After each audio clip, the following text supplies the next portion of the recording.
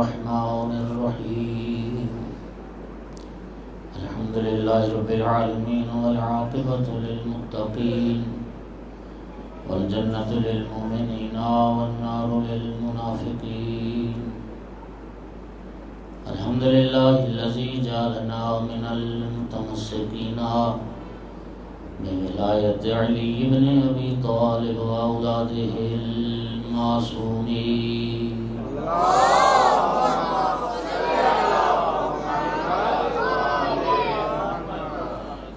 الصلاة والسلام والتحية والإكرام على رسوله الكريم شفيع المذنبين آنس الغريبين ورحمة للعالمين عني العبد المؤيد الرسول المسدد المحمود الأحمد المصطفى الأمجد أبا القاسم محمد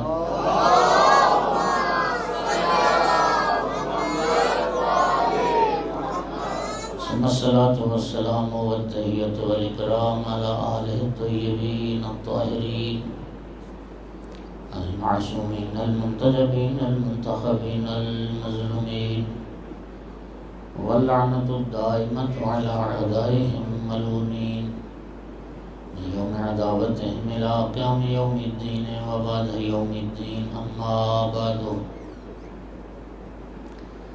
فقال سبحانه وتعالى في كتابه المجيد بسم الله الرحمن الرحيم قل لا أسألكم عليه أجرا إلا المودة في القربى ومن يقترف حسنة نزد له فيها حسنا وقال رسول الله صلى الله عليه وآله وسلم لكل شيء أساس وأساس الإسلام حبي وحب أهل بيتي وقال رسول الله صلى الله عليه وآله وسلم من أحبني فليحب حسن بن علي صلوات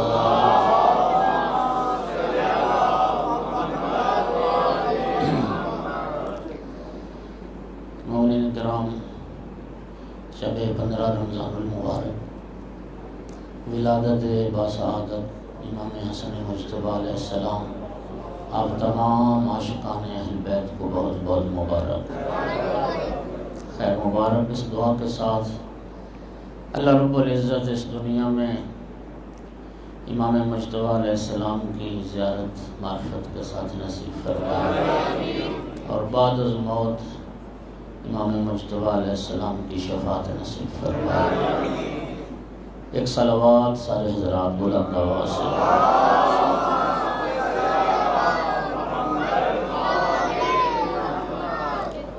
مومنین کرام، آیت مقدس آپ کے سامنے میں نے تلاوت کی ہے، ایک حصہ ہے جو پڑھا ہے۔ خداوند عالم نے آیت مودت میں جن ہستیوں کی مودت کو فریضہ قرار دیا ہے اور جن ہستیوں کی مودت کو اجر رسالت کے طور پر طلب فرمایا ہے، ان میں ایک ہستی امام حسن مجتبی علیہ السلام۔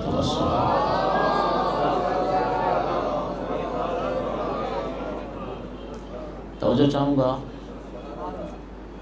خداوند عالم نے پیغمبر کے قرابت داروں کے سوا نہ کسی کی مودت کو فریضہ قرار دیا ہے اور نہ ہی اجر رسالت قرار دیا ہے۔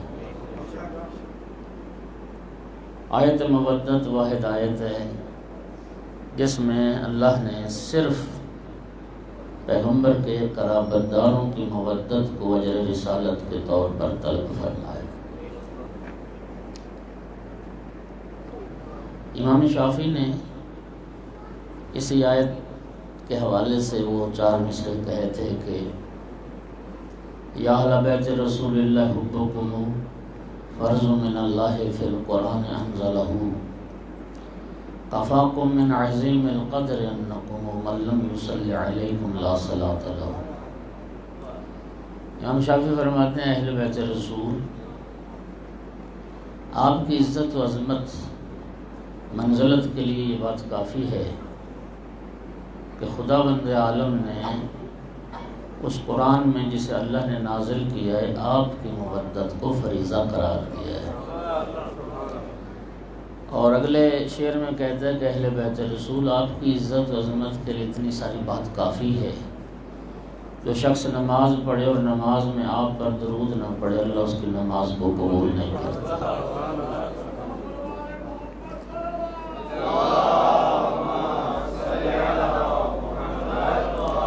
اور یہ بھی امام شافعی کا ایک بڑا معروف شعر ہے، ان کان رفضا حب آل محمد فلیشہد الثقلان انی رافض۔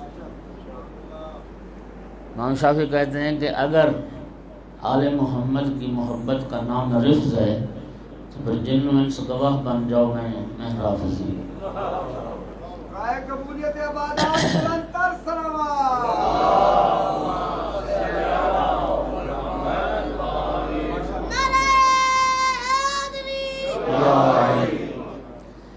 اور نبی کریم صلی اللہ علیہ وآلہ وسلم کی ایک متفق علیہ حدیث بھی میں نے آپ کے سامنے پڑھی۔ سرکار نے فرمایا کہ لکل شیء اساس اساس الاسلام حبی و حب اہل بیتی، ہر شے کی کوئی نہ کوئی بنیاد ہے، دین اسلام کی بنیاد میری اور میرے اہل بیت کی محبت ہے۔ یقین فرمائیے خوش نصیب ہے وہ انسان جو اہل رسول سے محبت کرتا ہے۔ منابع اہل سنت میں ایک حدیث موجود ہے، اب ایک صلوات پڑھیے ذرا۔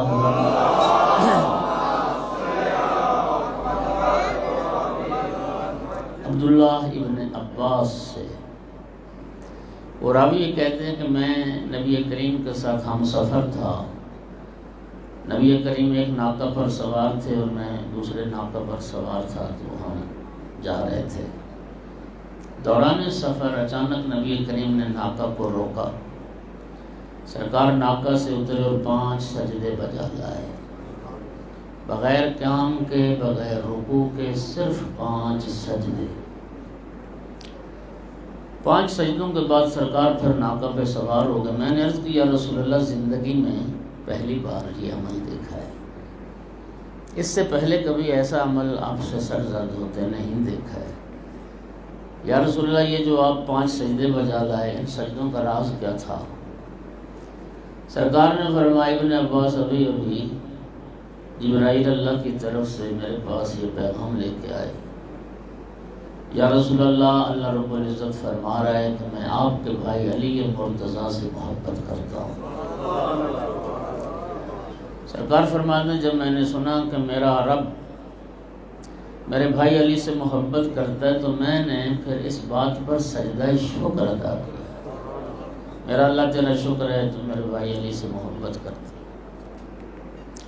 میں نے سجدے سے سر اٹھایا تو جبرائیل نے عرض کیا رسول اللہ اللہ رب العزت فرما رہا ہے میں آپ کے لخت جگر فاطمہ زہرا سے بھی محبت کرتا ہوں۔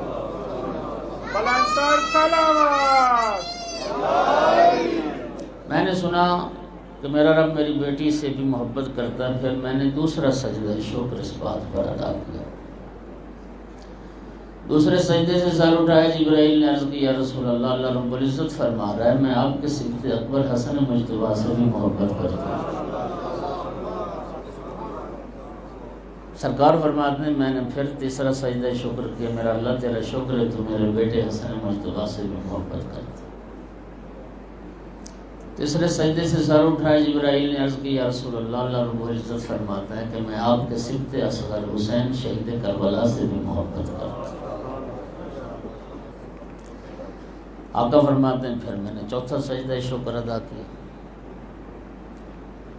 ابن عباس عرض کرتا ہے یا رسول اللہ یہ تو ہو گئے 4 سجدے اور آپ نے کیے 5 سجدے، تو 5واں سجدہ شکر کس بات پر تھا؟ جبرائیل عرض کرتا ہے یا رسول اللہ اللہ رب العزت فرما رہا ہے جب میں نے چوتھے سجدے سے سر اٹھایا، جبرائیل نے عرض کی یا رسول اللہ اللہ رب العزت فرما رہا ہے جو آپ کے اہل بیت سے محبت کرتا ہے میں اللہ اس سے بھی محبت کرتا ہوں۔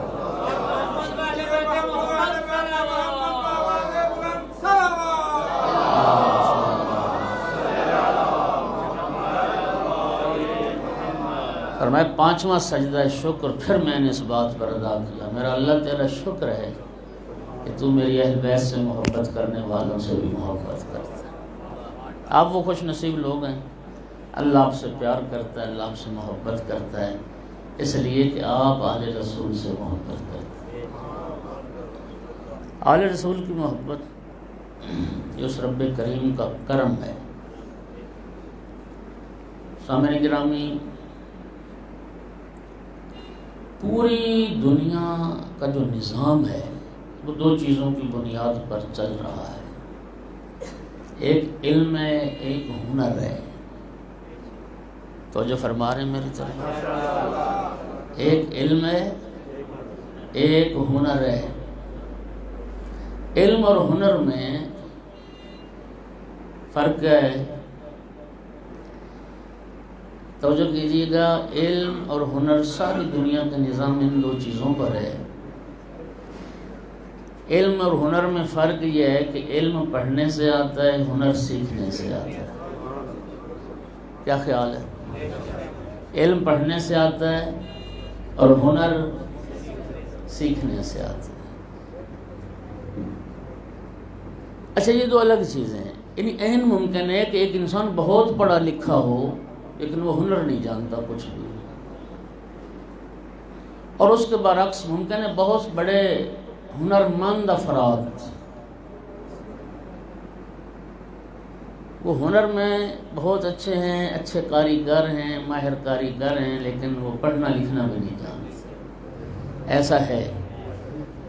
اور ہم تھوڑا سا اگر موجودہ اور پچھلے زمانے پہ نگاہ کریں تو ایسا ہی تھا کہ بہت اچھے اچھے مستری، معمار، کاریگر، اپنے اپنے فن کے ماہرین، فن جانتے تھے، ہنر جانتے تھے، لیکن لکھنا پڑھنا نہیں جانتے۔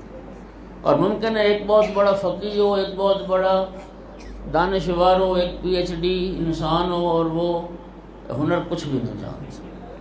ایسا ہے۔ علم پڑھنے سے آتا ہے، ہنر، یہ جو بارگاہ بنی ہے اس میں یہ جو کام جتنا ہوا ہے، یہ سیلنگ کا کام ہوا ہے، یہ پردے لگے ہیں اور جو کچھ ہوا ہے، تو یہ ہنر کا کام ہے۔ کیا خیال ہے؟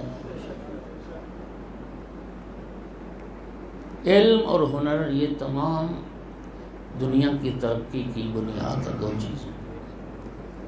لیکن یاد رکھیے، جو محبت ہے نا، محبت یہ نہ علم ہے نہ ہنر ہے۔ توجہ نہیں نہ فرمائی۔ محبت نہ علم ہے نہ ہنر ہے، نہ پڑھنے سے آتی ہے نہ سیکھنے سے آتی ہے۔ یہ ایک فطری جذبہ ہے۔ محبت ایک فطری جذبہ ہے جو انسان دلوں میں ڈال دیتا ہے۔ ماں باپ اولاد کو سب کچھ سکھاتے ہیں، علم دیتے ہیں، ہنر سکھاتے ہیں، کوشش کرتے ہیں۔ توجہ کیجیے گا، بیٹے کی شادی ہوگی جوان کی، باپ نے بڑی دھوم دھام سے شادی بھی کی، شادی کے بعد بیٹا ہو گیا، باپ نے کبھی بچے کو یہ بھی سکھایا کہ تو نے اپنے بیٹے سے محبت کیسے کرنی؟ بولیے، زندگی میں ماں باپ بہت کچھ سکھاتے ہیں، آگے اولاد سے محبت کرنے کا درس کوئی ماں باپ اولاد کو نہیں دیتا۔ ماں بیٹی سے محبت کرتی ہے، پھر ماں نے بیٹی کو کبھی یہ نہیں سکھایا ہوگا کہ آگے پھر تو نے اپنی اولاد سے محبت کیسے کرنی ہے۔ کیوں؟ محبت نہ علم ہے نہ فن ہے نہ ہنر ہے، نہ یہ پڑھنے سے آتی ہے نہ یہ سیکھنے سے آتی ہے۔ یہ ایک فطری جذبہ ہے جو خدا بند عالم انسان کے دل میں ڈال دیتا ہے۔ توجہ ہوگی حضرات؟ اچھا، اب یہ اس محبت کے کرشمے دیکھیے۔ محبت بڑی کمال کی شے ہے۔ ایک صلوات پڑھیے ذرا سارے حضرات۔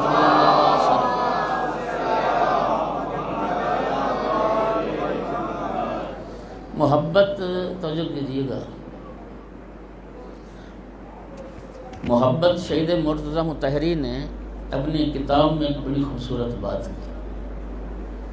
وہ فرماتے ہیں کہ یہ محبت ہوتی ہے جو ایک بخیل کو سخی بنا دیتی ہے۔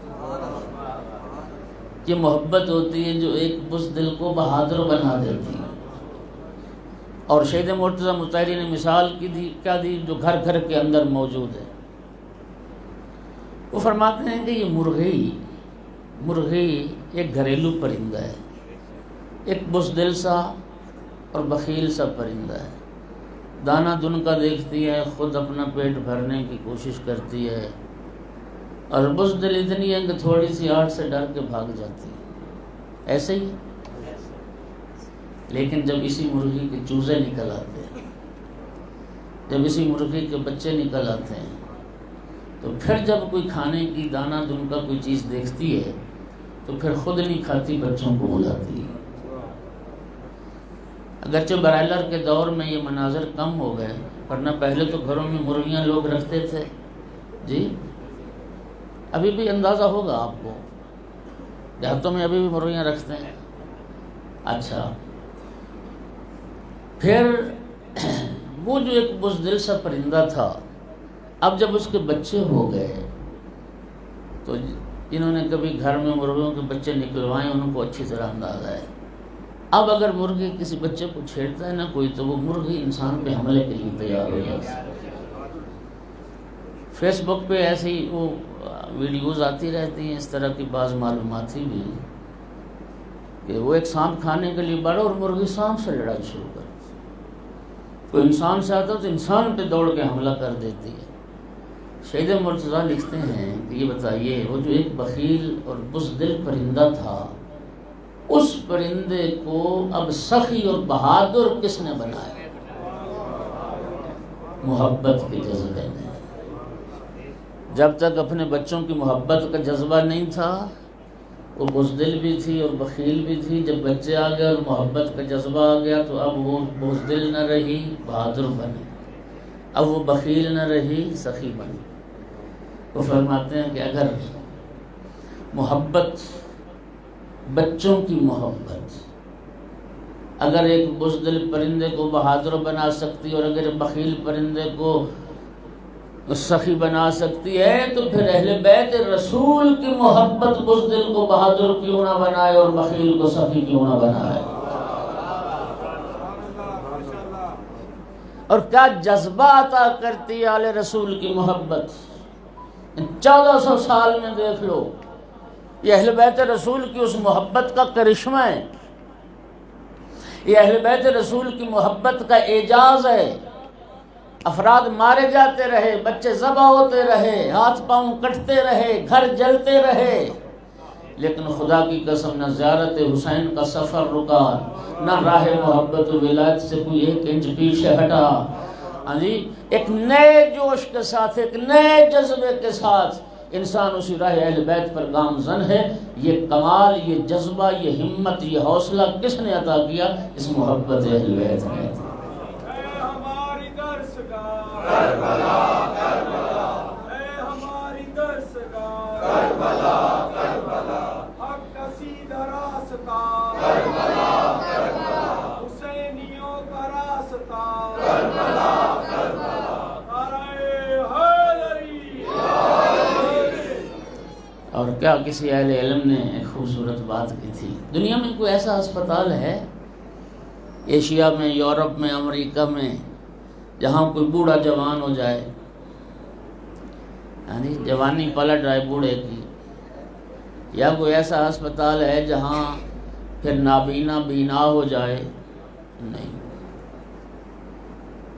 اگر کوئی ایسا ہسپتال ہوتا تو پھر جو سرمایہ دار لوگ ہیں وہ تو کبھی بوڑھے ہی نہ ہوتے، یہ عرب والے سارے خناس کبھی بوڑھے ہی نہ ہوتے.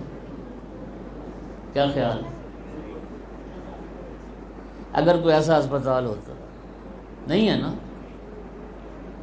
مولا امیر المومنین کے ایک جملہ نہج البلاغہ میں، لولا ثلاثۃ ما طاط راس ابن آدم، 3 چیزیں اللہ نے نہ بنائی ہوتی، انسان تو اتنا متکبر اور مغرور ہے کہ کبھی سر نہ جھکاتا اللہ کے سامنے. المرض، پہلی چیز وہی بیماری. مولا علی فرماتے ہیں اگر بیماری نہ ہوتی نا تو متکبر انسان کبھی اللہ کے سامنے سر نہ جھکاتا. المرض والفقر والموت، ایک بیماری، دوسری غربت، تیسری موت. اس نے اس مغرور کا غرور کا سر نیچا کر دیا۔ توجہ فرمائیے گا، میں عرض یہ کر رہا تھا دنیا میں کوئی ہسپتال ایسا ایجاد نہیں ہوا جہاں بوڑھا جوان ہو جائے، جہاں نابینا بینا ہو جائے، لیکن محبت کے ہسپتال میں یہ سب کچھ ہوتا ہے۔ توجہ، یار زلیخا جو تھی، لفظ اصل زلیخا ہے، ہم اس کو زلیخا بولتے ہیں، غلط العام۔ بولیے، بوڑھی ہو گئی تھی، اندھی بھی ہو گئی تھی۔ جنہوں نے حضرت یوسف والی فلم دیکھی، فلمیں جو اچھی اصلاحی تاریخی مذہبی وہ ضرور دیکھنی چاہیے۔ آج کل لوگ مطالعہ نہیں کرتے، وہ مطالعے کی جگہ پر ایک یہ نیا انداز ہے کہ انسان چلو کم از کم جو تاریخی معلومات ہیں چلو اسی فلم کے ذریعے سے بچوں کی دلچسپی بھی رہے اور معلومات بھی حاصل ہو جائے۔ اور الحمدللہ ایران میں بہت اچھی اچھی فلمیں بنی، بہت ساری شخصیات پہ بنی، غریب طوس بنی ہے، مولا امیر المومنین کی شہید کوفہ بنی، اور دوسری بہت اچھی تاریخ۔ حضرت یوسف علیہ السلام کی جو جنہوں نے فلم دیکھی ہے کہ زلیخا جو تھی وہ بوڑھی ہو گئی تھی اور نابینا بھی ہو گئی تھی۔ توجہ، لیکن پھر ایک وقت آیا نا، اور یہ بوڑھی تھی اور کوئی سادہ بوڑھی نہیں تھی، بڑی گناہگار بوڑھیا تھی، شراب پینا پلانا، پھر حضرت یوسف کو زندان میں پہنچانے والی یہی تھی، حضرت یوسف پہ تہمت لگانے والی یہی تھی، اور 7 سال کا عرصہ حضرت یوسف نے جیل کاٹی، تو یہ اسی کی کارستانیاں تھیں۔ لیکن سامنے گرامی، گناہگار بوڑھی ہونے کے باوجود، سامنے گرامی تاریخ یہ بتاتی ہے، تفسیر قرآن یہ بتاتی ہے، اور قصص انبیاء آپ پڑھیں یہ بتاتے ہیں کہ وہ بوڑھی تھی، گناہگار تھی، خطا کار تھی، لیکن چونکہ کسی اچھے سے محبت تھی،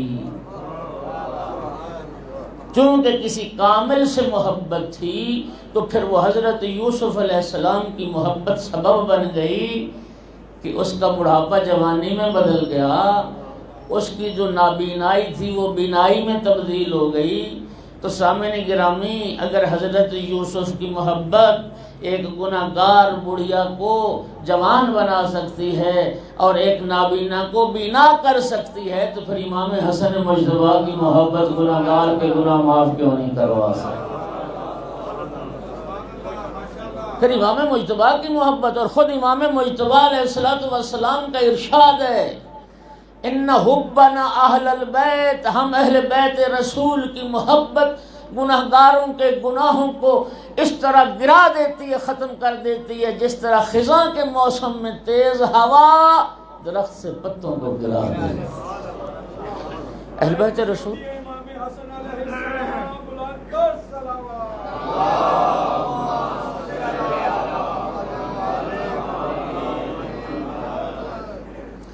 سامعین گرامی، اب اگر محبت میں توجہ کیجیے گا، اگر مولا حسین علیہ السلام کی ذریعے سے کسی بیمار کو شفا مل جائے، اگر مولا امیر المومنین کی قبر اطہر سے کسی بیمار کو شفا مل جائے، اگر جنت البقیع سے کسی بیمار کو شفا مل جائے، تو پھر اس میں تعجب ہی کیا ہے؟ بات سمجھ آ رہی ہے؟ تو انشاءاللہ اہل بیت کی محبت بہت فائدے ہیں، بہت فائدے ہیں۔ رسول اللہ صلی اللہ علیہ وآلہ وسلم نے ارشاد فرمایا تھا، میرے اہل بیت کی محبت ینفع فی مئۃ من المواطن، 100 مقامات پر فائدہ پہنچائے گی اہل رسول کی محبت۔ آپ کیا سمجھتے ہیں آج شب ولادت امام مجتبیٰ علیہ السلام ہے، اور آپ کا مل بیٹھنا، یہاں پہ اہل بیت کے ذکر میں آنا اور امام حسن علیہ السلام کی ولادت کا جشن منانا اور خوشی منانا، رب کی نگاہ میں اور آل محمد کی نگاہ میں اس کو کوئی صلہ نہیں؟ یہ شیعت کی پہچان ہے، خدا کی قسم کھا کے کہہ رہا ہوں، میں ہمیشہ یہ کرتا ہوں کہ سارے مسلمان دنیا میں جتنے مکاتب فکر ہیں، محبت اہل بیت کا دعویٰ ہر مسلمان کرتا ہے، اور میں سمجھتا ہوں یہ دعویٰ کرنا ان کی مجبوری ہے۔ اگر اہل بیت سے بغض کا اعلان کریں گے تو وہ مسلمان نہیں رہیں گے، اپنے کفر کا اعلان کریں گے۔ محبت اہل بیت کا دعویٰ ہر کوئی کہتا ہے، میں قسم کھا کے کہہ سکتا ہوں برادران اسلامی کو کوئی پتہ نہیں ہے آل رسول کی خوشی کا دن کون سا ہے، آل رسول کے غم کے دن۔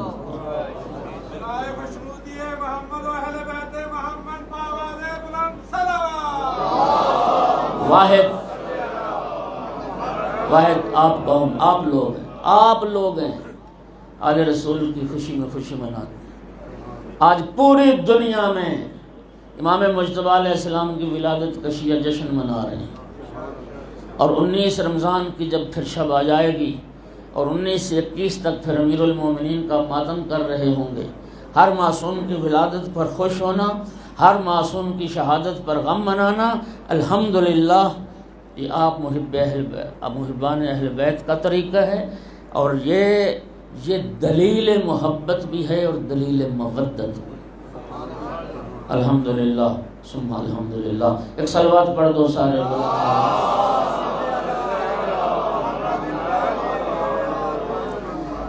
مومنین کرام، 15 رمضان المبارک سن 2 ہجری، یہ وہ دن تھا جس دن امام مجتبی علیہ السلام کی ولادت باسعادت۔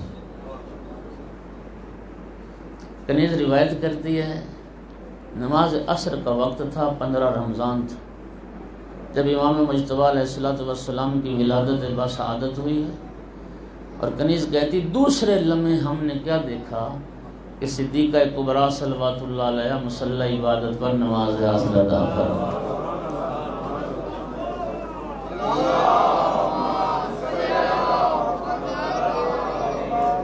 سامعین گرامی، یہی معنی ہے بطول ہونے کا۔ جناب سیدہ طاہرہ صلوات اللہ علیہ کا جو ایک لقب بطول ہے، اس بطول کا یہی معنی ہے کہ دنیا کی عام عورتیں جن عوارض میں مبتلا ہوتی ہیں، خداوند عالم نے جناب صدیقہ کبریٰ کو ان عوارض سے پاک و پاکیزہ رکھا ہے، اسی لیے کہ اللہ نے ان کی شان میں آیت تطہیر کو نازل کیا۔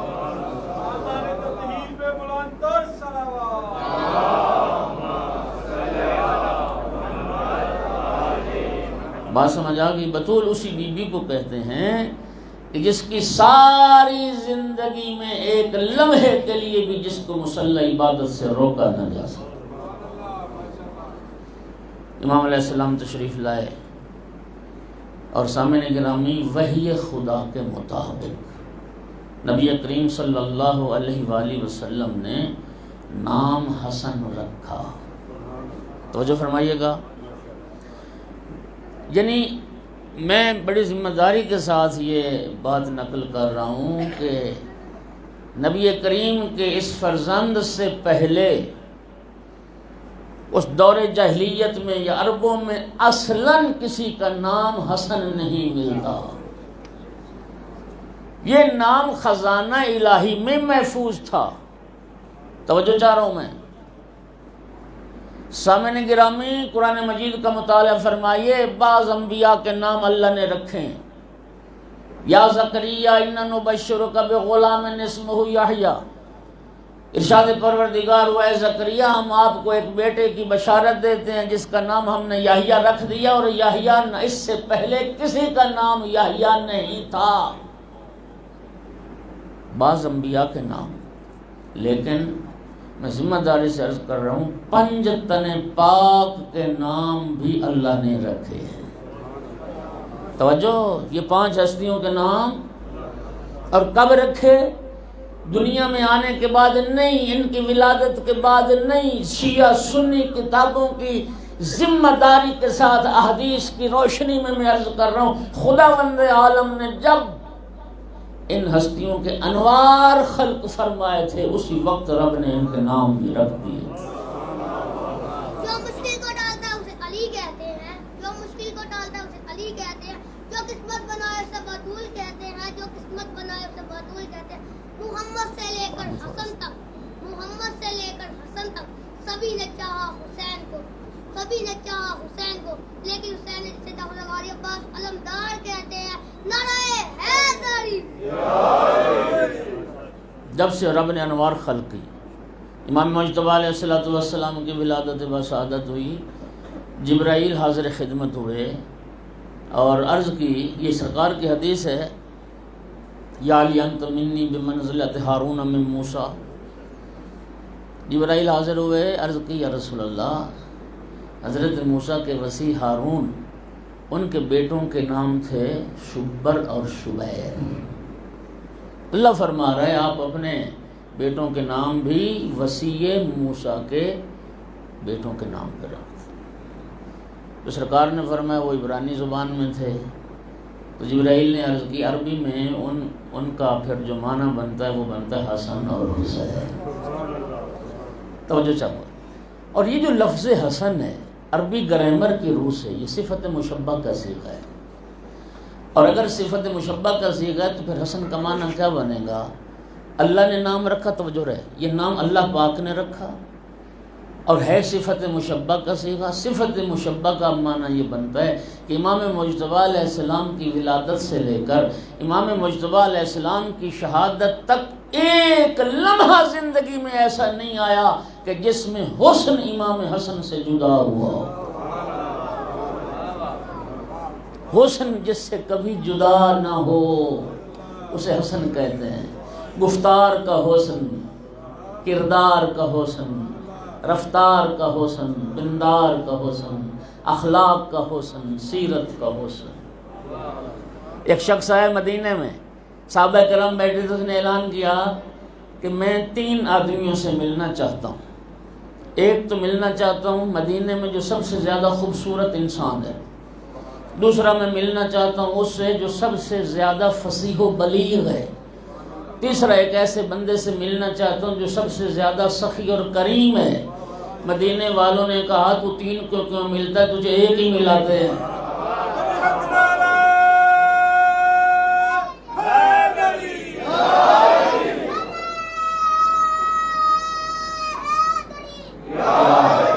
ہم ایک سے ہی ملواتے ہیں۔ فرزند رسول حسن ابن علی علیہ السلام یہ وہ ہستی ہے جو اپنے زمانے کے سب سے زیادہ حسین و جمیل بھی ہیں، سب سے زیادہ فصیح و بلیغ بھی ہیں، سب سے زیادہ سخی اور کریم۔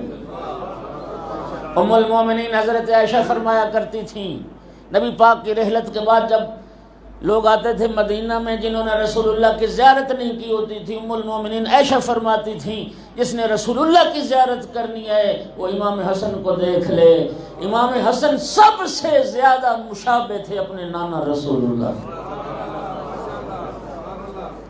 سامعین گرامی، نام مبارک حسن رکھا گیا، اور یہ نام پھر آل محمد کے گھرانے کو اتنا پسند آیا ہے کہ اللہ نے امام حسن علیہ السلام کے بعد جو دوسرا بیٹا رسول کو عطا کیا، علی و بطول کو عطا کیا، اس کا نام حسین رکھا گیا۔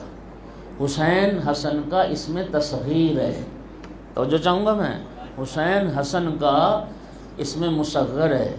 حسین، توجہ کیجیے، ہر زبان میں ہوتے ہیں مصغر اور مکبر۔ عربی میں یہ فعیل کا وزن بھی ایک البتہ وزن ہے جو اسم تصغیر کے لیے آتا ہے۔ بکر کا اسم تصغیر بکیر، عمر کا اسم تصغیر عمیر، رجل کا اسم تصغیر رجیل، علی ھذا القیاس۔ اچھا مجھے یاد آیا، ایک صلوات پڑھیں ذرا سارے۔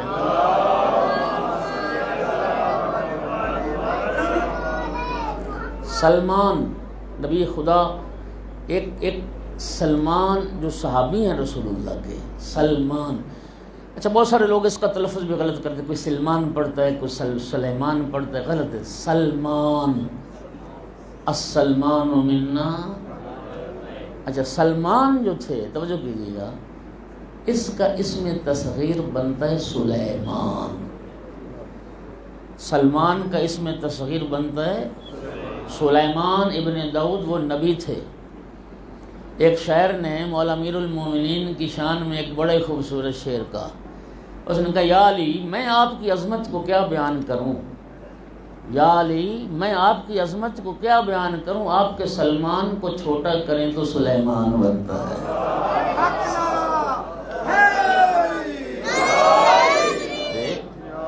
جس کے سلمان کو چھوٹا کرو تو سلیمان بنے، اس مولا علی کی عظمت کو کون سمجھے؟ بکر کا چھوٹا، اس میں تصغیر مقیر، چھوٹا بکر، عمیر چھوٹا عمر، رجیل چھوٹا رجل، چھوٹا مرد، اور حسین چھوٹا حسن۔ او بھائیو، جب کائنات مولا حسین کی عظمت کو نہ سمجھ پائے گی تو حسن کی عظمت کو کیا سمجھے گی؟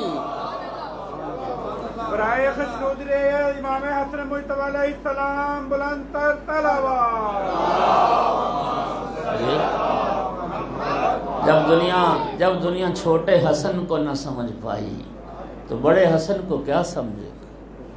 اور یہ عظمت ہے امام حسن مجتبی علیہ السلام کی۔ بہار میں مرحوم مجلسی نے ایک روایت ذکر کی ہے، جناب محمد حنفیہ مولا میر کے فرزند تھے، بڑے صاحب جرت بہادری والے تھے۔ بہار میں مرحوم مجلسی نے لکھا، عظمت کا یہ عالم تھا امام حسن علیہ السلام کا، معذرت چاہتا ہوں، مولا حسین علیہ السلام کا۔ روایت کہتی کہ کانا محمد الحنفیہ لا یتکلم بین ید الامام الحسین اجلالا لہ۔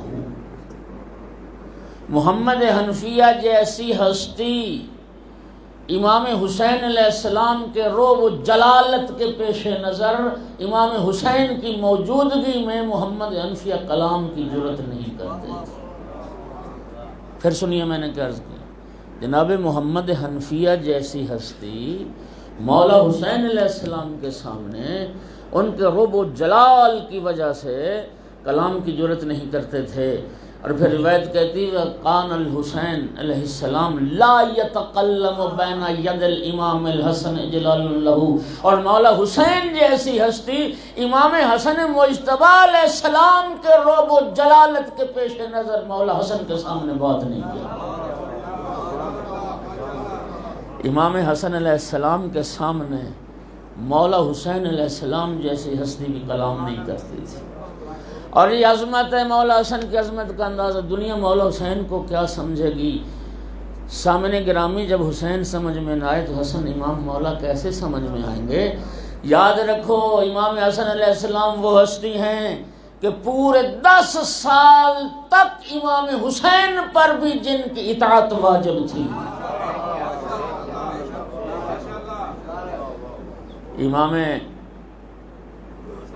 امام حسین کا بھی جو امام ہے، امام حسین کا بھی جو امام ہے وہ امام حسن علیہ السلام۔ پہلی خوشی تھی آل محمد کے گھرانے میں۔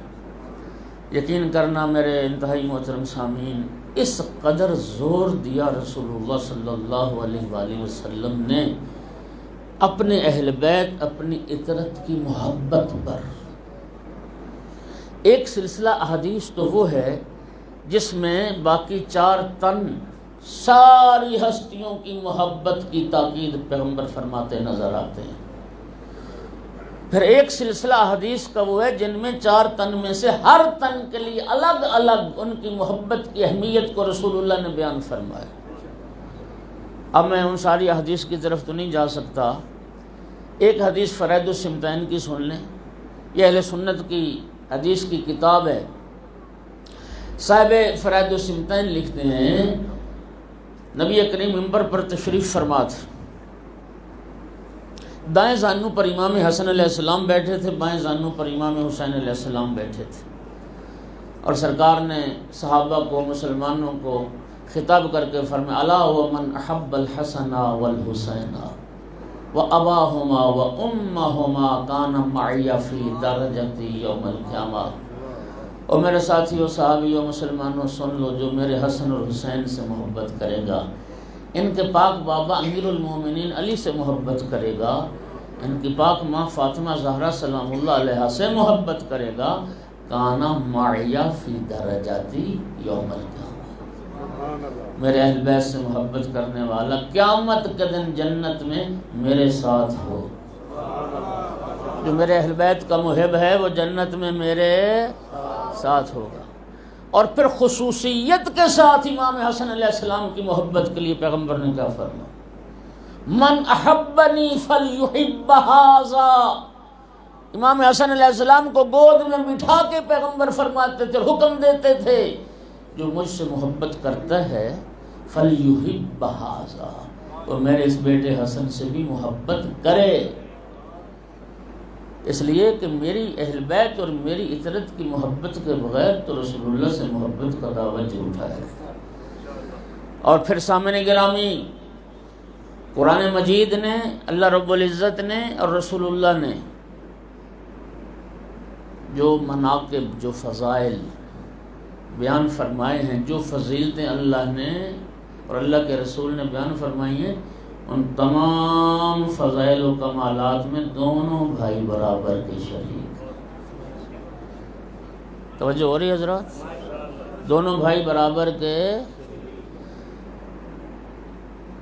آیت تطہیر میں دونوں شامل، آیت مباہلہ میں دونوں شامل، سورہ دہر میں دونوں شامل، آیت ولایت میں دونوں شامل۔ اور پھر نبی کریم نے جتنے اعزازات عطا فرمائے، جنت کی سرداری کی بات ہوئی تو دونوں کے لیے، امامت کا اعلان ہوا تو دونوں کے لیے، محبت واجب کی گئی تو دونوں کے لیے، پیغمبر گرامی کی مہر نبوت کے سوار بنے تو دونوں بنے، ناقہ رسول اللہ بنے تو دونوں کے لیے۔ نبی کریم صلی اللہ علیہ وآلہ وسلم نے، توجہ چاہ رہا ہوں، دونوں بھائیوں کے لیے نماز کے سجدے کو بھی طول دیا، دونوں بھائیوں کے لیے سرکار نے خطبہ بھی اپنا ختم کیا، یعنی تمام فضائل و کمالات میں برابر کھسری۔ جنت میں لباس بھی آئے تو دونوں کے لیے، رب نے شہادت کا منصب بھی عطا کیا تو دونوں کو عطا، اور سرکار نے جنت کی سرداری کی بھی بات کی تو دونوں کی سرداری۔ برائے خوشنودی امام حسن مجتبی امام حسین علیہ السلام، بلند تر صلوات۔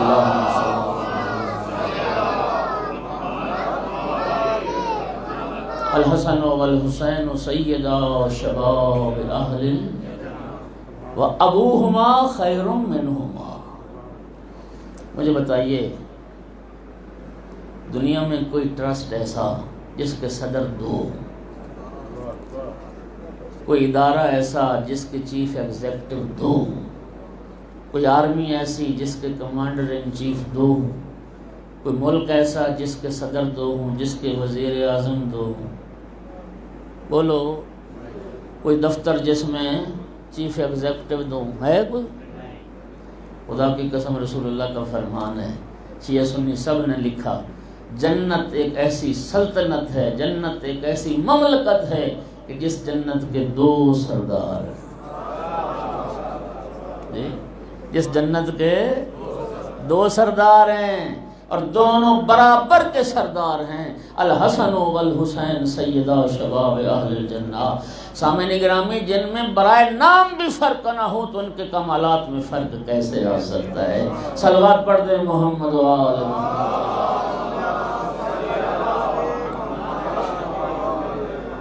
اچھا، اب ذرا توجہ کیجیے، یہ جو حدیث مبارک ہے، علماء نے ایک بڑا اہم نقطے کی طرف توجہ دلائی ہے، الحسن والحسین سیدا شباب اہل الجنہ۔ یہ لفظ اہل ہم کہتے ہیں، اہل، یہ تو اب بڑا استعمال ہوا نا، سیاست میں بھی آ گئے، فلانا نااہل ہو گیا اور فلانا اہل ہو گیا۔ جی، اس ملک کی کیا خیر پوچھنی، جہاں پیسے دے کے بندہ اہل بھی ہو جاتا ہے، پیسے لگا کے نااہل بھی ہو جائے۔ صلوات پڑھ دو سارے حضرات۔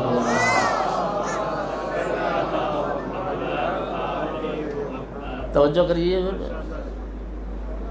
تو اہل کو تو ہر کوئی سمجھتا ہے، بیٹا یہ تار کو نہ چھیڑو، مہربانی آپ کی بار بار۔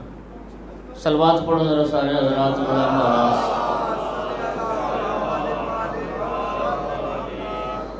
توجہ ہو رہی حضرات؟ نبی پاک کیا فرما رہے ہیں؟ الحسن والحسین سیدا شباب اہل الجنہ، جو جنت کا اہل ہے اس کے سردار حسن اور حسین۔ علماء فرماتے ذرا سننا، اس حدیث کے دو پہلو ہیں، دو پہلو۔ ایک تو جناب حسنین کریمین کی فضیلت کو بیان کیا جا رہا ہے، اور دوسرا اس حدیث میں جو جنت کا اہل ہے اس کا تعارف کروایا جا رہا ہے۔ نبی پاک جنت کے اہل کے بارے میں بتا رہے ہیں، جنت کا اہل کون ہے، جنت کی اہلیت کون رکھتا ہے، تو سرکار نے فرمایا جس کا بھی سردار حسن اور حسین ہے وہی جنت کے اہل ہے۔ نعرہ تکبیر، نعرہ رسالت، یا رسول اللہ، نعرہ حیدری، امام حسن مجتبیٰ سبز گواہ بلند تر صلوات۔ اللہ رسول اللہ۔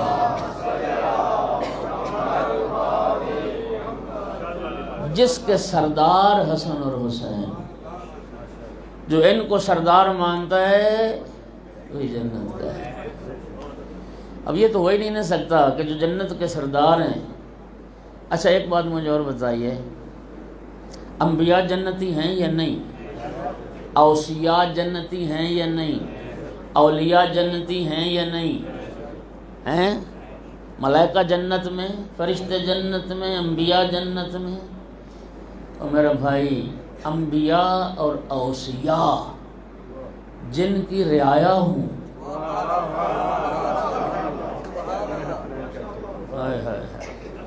پچھلے سال دو پہلے ہو گئے، 3 سال ہو گئے، مجھے یاد نہیں، ایک بڑا ایشو اٹھا تھا سوشل میڈیا پہ، بڑا وائرل ہوا تھا، مجھے کہہ دیا کہ جی مولا علی انبیاء سے افضل ہے۔ اور میرا بھائی اس حدیث پہ غور کرو، رسول اللہ صلی اللہ علیہ وآلہ وسلم کی حدیث بتا رہی ہے کہ تمام انبیاء، اولیاء، اوصیاء جنتی ہیں، اور ان کے سردار حسن اور حسین ہیں، پھر ماننا پڑے گا ائمہ اہل بیت کا مقام و مرتبہ رسول اللہ کے سوا گزشتہ تمام انبیاء سے بڑھ کر۔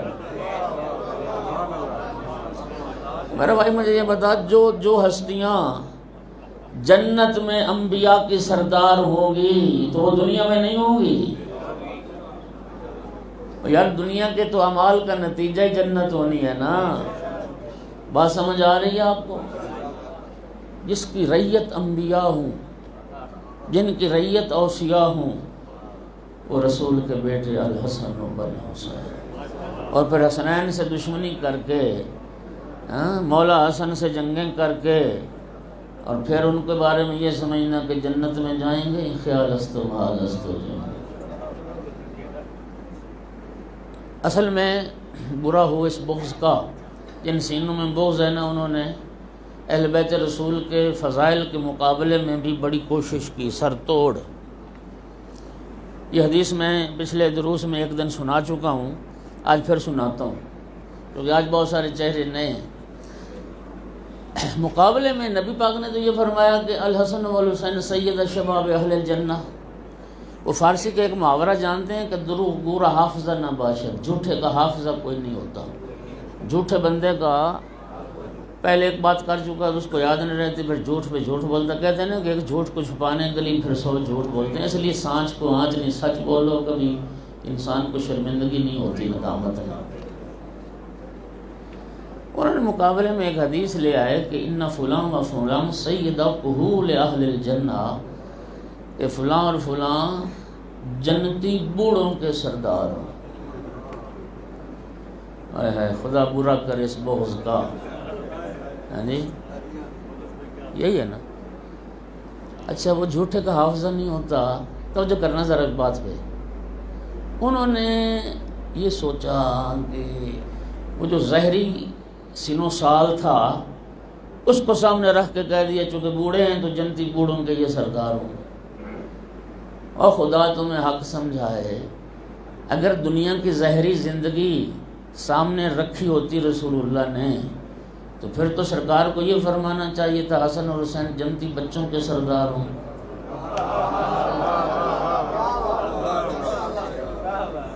نہیں غور کر رہے ہیں آپ یا نہیں کر رہے؟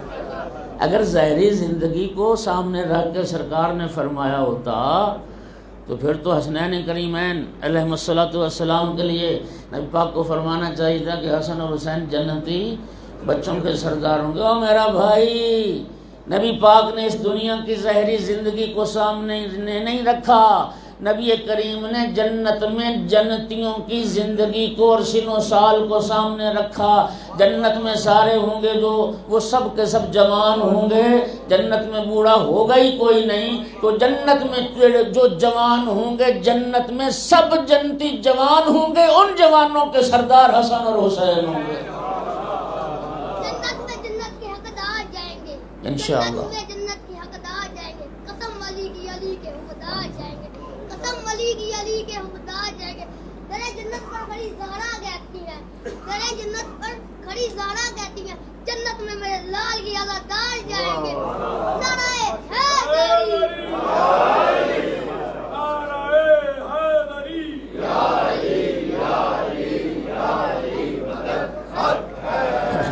برادران اہل سنت کے منابع میں جہاں یہ حدیث ذکر ہوئی ہے وہاں آگے ایک لفظ آگے بھی ہے، ایک جملہ آگے بھی ہے، الحسن والحسین سیدہ شباب اہل الجنہ حتی الانبیاء والمرسلین، یہ بھی صراحت کے ساتھ حتی انبیاء اور رسل بھی جنت میں ہوں گے، ان کے بھی سردار حسن اور حسین ہوں۔ وَأَبُوهُمَا خَيْرٌ مِّنْهُمَا، یہ بچوں کے سمجھانے کے لیے کہ اگر سارے جنتیوں کے سردار امام حسن اور امام حسین علیہ الصلوۃ والسلام ہیں تو مولا علی بھی تو جنتی ہیں، بولیے تو پھر ان کے بھی سردار ہیں؟ نہیں، اگلا حصہ کم پڑا جاتا ہے، فرمایا ابوہما خیر منہما۔ اچھا اب پھر اگلا سوال بھی میں واضح کر دوں بچوں کو سمجھ آ جائے، رسول اللہ بھی تو جنتی ہیں نا، کیا پھر ان کے بھی سردار ہیں؟ نہیں، رسول اللہ سب سے افضل ہیں، وہ تو سرداری دینے والے ہیں، وہ تو انہیں سردار بنانے والے ہیں۔ صلوات پڑھ دو محمد محمد کی ذات پہ بلند آواز۔ توجہ ہو گئی حضرات گرامی؟ کتنا ٹائم ہے جی؟ مک گیا ٹائم۔ بس وہ ایک بات ضرور وہ میں عرض کروں گا کہ امام حسن علیہ السلام اللہم صلی علی محمد، زندگی باقی ملاقات باقی، میں ابھی شروع کر رہا تھا، سوچا خزاں کے عہد میں جب بھی چمن کا نام، یہ شہید محسن نقوی کا ایک شعر ہے، سوچا خزاں کے عہد میں جب بھی چمن کا نام، آیا میری زبان پہ امام حسن کا نام۔ اللہ تعالیٰ ہمیں آل محمد علیہ السلام کے دامن سے وابستہ اور متمسک رہنے کی توفیق عطا کرے۔ اللہ تعالیٰ اسی راہ محمد و آل محمد پہ ہمیں گامزن رکھے، اللہ تعالیٰ اسی راہ پہ ہمیں چلتے رہنے کی توفیق عطا کرے۔ اللہ تعالیٰ بحق امام مجتبیٰ علیہ السلام آقا کی سیرت، آقا کی جو حیات طیبہ ہے، ہمیں اس پر عمل کرنے کی توفیق عطا فرمائے۔ امام حسن علیہ السلام کی زندگی کا ہر پہلو بڑا نمایاں، لیکن ایک پہلو چونکہ دیکھیے شہادت یا ولادت کے جو منانے کا فلسفہ ہے وہ در حقیقت ان ہستیوں کی پیروی کرنا، ان کی تعلیمات کو اختیار کرنا، ان کے دستور حیات کو اپنانا، اصل فلسفہ یہ۔ امام حسن علیہ السلام کی حیات مبارکہ کے جو نمایاں پہلو ہیں ان میں ایک پہلو وہ ہے حلم اور بردباری۔ یہ ذرا سن لیجیے، ہمیں بھی چاہیے آقا کے سیرت پہ چلتے ہوئے حلم کا مظاہرہ کیا کریں، بردباری اور تحمل کا مظاہرہ کیا کریں، جذباتی نہ بنیں۔ صبر کا بڑا اجر ہے، صبر میں اللہ نے کامیابی رکھی ہے، حلم میں کامیابی رکھی ہے۔ یقین فرمائیں کہ اموی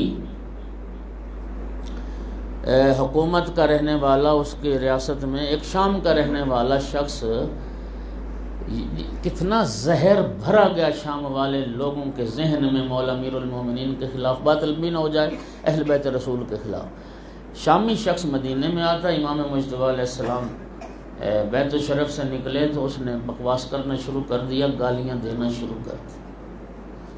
مولا امیر المومنین کی شان میں بھی گالیاں، امام مجتبیٰ کی شان میں بھی گستاخی، اور بکواس کر کر کے تھک گیا اور گالیاں دے دے کے تھک گیا جب تھک گیا خاموش ہوا، اب امام مجتبیٰ کا رد عمل دیکھیے، فرمایا عبد خدا تم پردیسی معلوم ہوتے، تم مدینہ میں مسافر نظر آتے، رہنے کو گھر نہ ہو تو میرا گھر حاضر ہے، بھوکے ہو تو میرا دسترخوان حاضر ہے، سواری نہیں ہے تو میں سواری دینے کو تیار ہوں، زاد راہ نہیں ہو تو زاد راہ کے لیے، لباس نہیں ہے تو لباس بھی حاضر ہے۔ جب یہ رد عمل امام کا دیکھا، خدا کی قسم، روایت کہتی ہے کہ قدموں پہ گر گیا، کہنے لگا، سنیے گا، قدموں پہ گر کے کہنے لگا، اے فرزند رسول، آج سے پہلے آپ اور آپ کے بابا سے بڑھ کے میرے نزدیک دشمن کوئی نہیں تھا، آج اور آج کے بعد آپ اور آپ کے بابا سے بڑھ کے میرے نزدیک محبوب کوئی نہیں۔ مجھے بتائیے، اس سے انتقام لیا جا سکتا تھا، اس کو مارا جا سکتا تھا، مار بار کے مدینے سے نکالا جا سکتا تھا، لیکن یاد رکھیے جسمانی تشدد کر کے آپ اس کی فکر کو تبدیل نہیں کر سکتے تھے، اس کے نظریے اور عقیدے کو تبدیل نہیں کر سکتے تھے۔ یہ امام حسن مجتبیٰ علیہ السلام کا صبر تھا، حلم تھا، تحمل تھا، بردباری تھی، جس نے ایک شامی کو علوی اور اہل بیت کا عقیدت مند بنا دیا۔ اللہ تعالی ہمیں بھی یہ صفت جی جی گاڑی زبان بڑی خوبصورت حدیث لگی ہے، جنت کے 2 رکن حسن و حسین، جنت خوش ہو جائے گی، یہ ذرا بیان کر کے بات۔ یہ ان کے نا یاد دلانے سے بہت عرصہ میرے تو ذہن سے نکلی ہوئی تھی، تو جوادی صاحب نے اب یاد دلا دی ہے۔ حدیث مبارک یہ ہے کہ لما سیقا اہل ایک صلوات پڑھ دیں سارے حضرات۔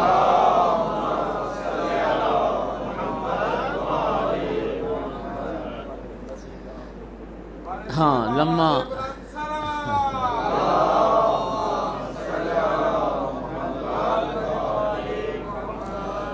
تو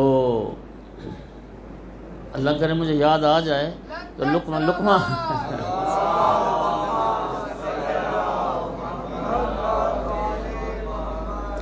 لما سیق اہل الجنت الی الجنہ، جنتی لوگ جب چلیں گے نا جنت کی طرف، قالت الجنت، تو جنت کہے گی اللہ تعالیٰ کو خطاب کرے گی، قالت الجنت الیس قد وعدتنی ان تزیننی برکنین، جنتی جنت میں پہنچ گئے، جنت کہے گی کہ اے میرے رب تو نے مجھ سے وعدہ کیا تھا، جنت کہے گی کہ میں 2 ارکان سے اے جنت تجھے زینت بخشوں گا، پروردگار تو نے وعدہ کیا تھا کہ میں 2 ارکان کے ذریعے اے جنت تجھے سجاؤں گا، زینت بخشوں گا، تو پروردگار وہ تیرا وعدہ کدھر گیا؟ ارشاد ہوگا الیس قد زینتک بالحسن والحسین،